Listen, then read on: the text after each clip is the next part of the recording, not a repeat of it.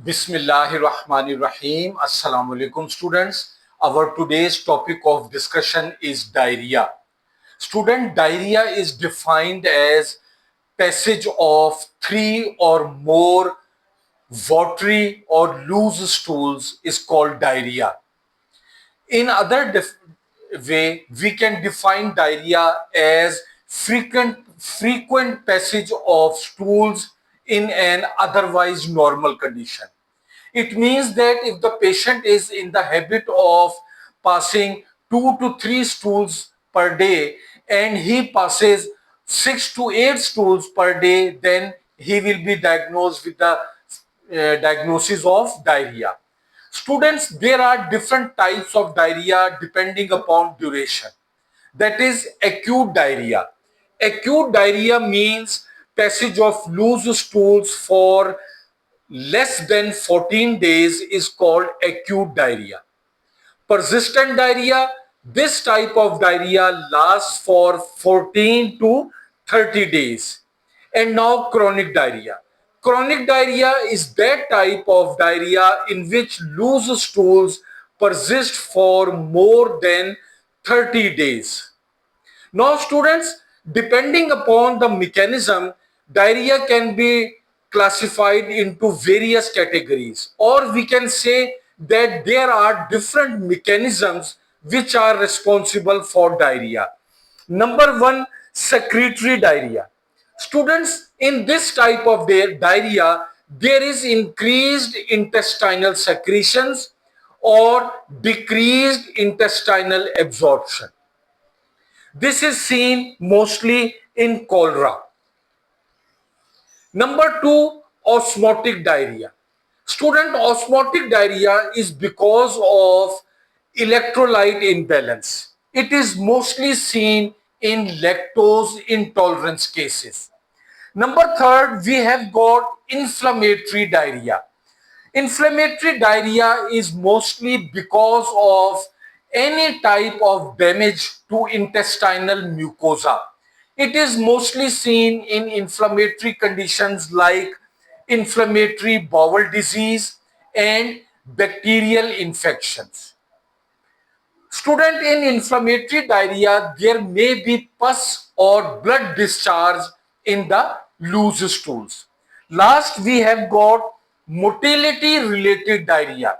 Student, this type of diarrhea is because of increased gastrointestinal motility.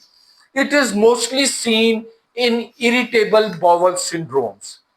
Now, students, we move towards common causes of diarrhea. Most important, bacterial infections. The microorganisms in which bacteria which are responsible for diarrhea, they include Salmonella, Shigella, Campylobacter. Among the viruses, we have got most common as norovirus and rotavirus. Among the parasites, we see Entamoeba histolytica and Giardia lamblia. So these were the three main microorganisms, bacteria, viruses and parasites responsible for diarrhea. Now students, we have got another category which is called chronic diarrhea. Students, chronic diarrhea is mostly seen in malabsorption syndromes. For example, celiac disease, pancreatic insufficiency. Next, we have got chronic diarrhea in inflammatory bowel disease. For example, ulcerative colitis, Crohn's disease. Next, irritable bowel syndrome. Endocrine causes of chronic diarrhea include hyperthyroidism, carcinoid syndromes, and prolonged use of medications like antibiotics and laxatives. They are also cause of chronic diarrhea. Now, students, we have got another category of diarrhea, that is bloody diarrhea. Students, in this type of diarrhea, loose stools are accompanied with blood. Most common causes include infections, which we have discussed. Mostly bloody diarrhea is seen in bacterial infections. Number two, inflammatory bowel disease. Number third, anal fissure, hemorrhoids, and anal fistulas. Next, student, we have got rice water stools.